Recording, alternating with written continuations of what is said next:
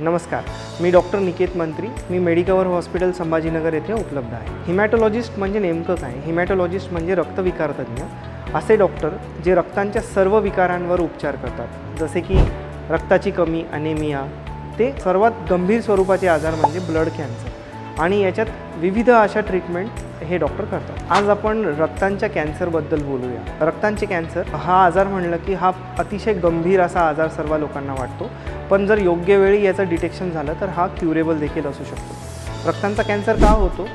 कारण जिथे bone marrow म्हणजेच अस्थिमज्जेमध्ये जी पेशी तयार होते किंवा लसिक ग्रंथी म्हणजे लिम्फ नोड्समध्ये जी पेशी आहे त्यांची अनियमित वाढ झाल्यामुळे असे रक्तांचे कॅन्सर हे उद्भवतात.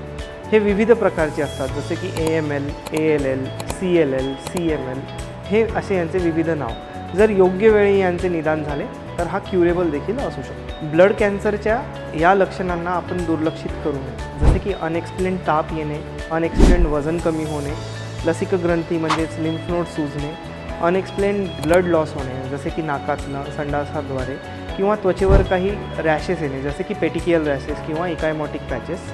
अशा या लक्षणांना दुर्लक्षित करू नये. इन्शुरन्स, कॅशलेस व योजनेअंतर्गत हे सर्व उपचार मेडिकवर हॉस्पिटल संभाजीनगर येथे उपलब्ध आहेत.